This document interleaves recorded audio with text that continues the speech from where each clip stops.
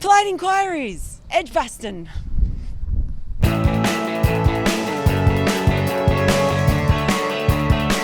Mandakini asks, what was the desperation behind playing Anderson when he was not completely have you seen fit? him bowl? Have you seen him? He's taken more wickets than any seamer in Test history. That's the desperation. And they thought he was fit. They were wrong. It happens. I mean, you know, it's not perfect. But it's sort of understandable. You take a wee bit of a chance. Hasn't he bowled more deliveries than any seamer in Test history and taken more wickets? I mean, What I just hope, I really, really hope this isn't the last time we see Jimmy Anderson bowl in an Ashes series. Kostab asks, what is your favourite Churchill quote? probably my favourite Churchill quote is, if Trevor Bayliss just sets an environment, could he be replaced by a yucca plant and a CD of ambient whale noise on the beaches? Rob asks, how am I supposed to explain to my children that cheats don't prosper? They do. Oh, Rob, come on now. Well, how about teaching your children about forgiveness and redemption and second chances? How about teaching them about crime and punishment and serving it and having another go at life? How about teaching them not to be self-righteous? I mean, everyone will stumble and make a mistake at some stage. They didn't eat a baby. They didn't do anything different, really, to what Mike Atherton did, who we sit beside him. He's a great fella, great journalist, brilliant cricketer. We don't boo him every time he comes in the room. Yeah, I agree. We'll have more questions on this. Well, there is, funnily enough, Go on. Lev asks, what kind of do you have to be to boo Steve Smith after an innings like that? I'm not sure you deserve to be here. If you pay the money for the tickets, I guess you've got a right to express yourself how you want. Although if I was sitting next to you and you booed all day, I'm not sure I would feel that I had the right to enjoy the day as I might have done. Personally, I think the booing the only people who are diminished by it are the people who are doing it, and I think it diminishes the reputation of English crowds. That's my view. It won't be a popular view.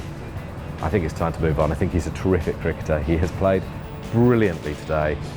Today reminded me much more of a football crowd, and that's fine. And, you know, if people want to come and do that, then that is their right. But I think it's a shame. Yeah, I'm with you. Punit asks, is Kohli better than Smith? 148 plays, 144 under similar circumstances at Edgbaston. Well, you don't have to decide, do you? You don't No. have to. They're both absolutely fantastic. All I would say about Smith is there are very few really attractive shots. He is just so determined, so gritty, and he shows other batsmen the way to do it. He showed England how to play, and he did it in Brisbane as well. I'm full of admiration for both of them. Amitav asks, is Tim Payne the captain blocking one spot in the Australian Test 11? The normal system of picking an Australian captain is pretty much pick the best player. And they haven't done that in this case, have they? But they were extraordinary circumstances. And maybe that team, I think it probably did need to change. Maybe the culture of Australian cricket did need to change. Is he going to pass on the baton pretty soon? Yeah, of course he is, because he's probably not up to it. But he's done a job, and he's done a job in really difficult circumstances. I think he probably deserves quite a lot of credit for that. He's led the reintegration of those guys. You can't just judge by the stats, can you? Reese asks, did today prove that Ali is not good enough to tie an end up and consequently forces Lord England to play almighty. 5 bowlers, not 4? You know, sometimes I think I'm watching a different game. I think he's taken more wickets than anyone in the world in the last year. And it's the first day of a test match. It's a day one wicket. And he's bowled all right, hasn't he?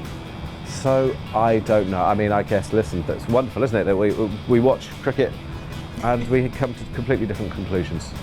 By the way, I'm all ears to who should come in instead. Max asks, would we be better with a random decision-making computer rather than umpires in this test? They didn't feel as bad to me as I've seen. Look, it's a really tough job, and I'm always regretful when I'm critical of them. Yeah. And I'm critical of them quite often because I don't think some of them are very good at all. I think Alin Dar's a really good man who had a bad day. And things like that, Warner one caught first ball, I wouldn't have given it out. The one where he's legged before, I would have given it out. I mean, it's a really tough job, and today they made it look really tough. Yeah. Phil Fandango. I suspect that's not his real name. I'd like it if it was, because that's a great Me too. name. Phil Fandango asks, how annoying is Peter Siddle when he plays against England? That's really good, but Yeah. I'm surprised they picked him because I think Hazelwood would be a more dangerous bowler. But hey, I actually think that innings, in an odd way, might have been encouraging for England, because he showed that even as a limited, but not a hopeless batsman by any means, if you can play straight and you're patient, you can get some runs on this wicket.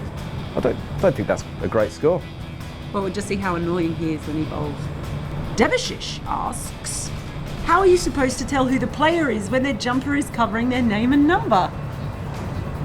The same way that people have done for the last 140 years, I imagine. What did you think? What did you think? I didn't even notice. I didn't. No, do you know what I do notice? It's weird how the numbers have their own personality. Like, Australia's are really sort of, they're bigger and they're kind of louder. They're fatter. They're like big font, like really in your face font. And the England ones are kind of skinnier and a bit more elegant. A bit like us. Robert asks, Bobby. which wicketkeeper scores the most runs in this series? Bairstow, Payne, Wade or Butler? Ben Folks. We'll see tomorrow.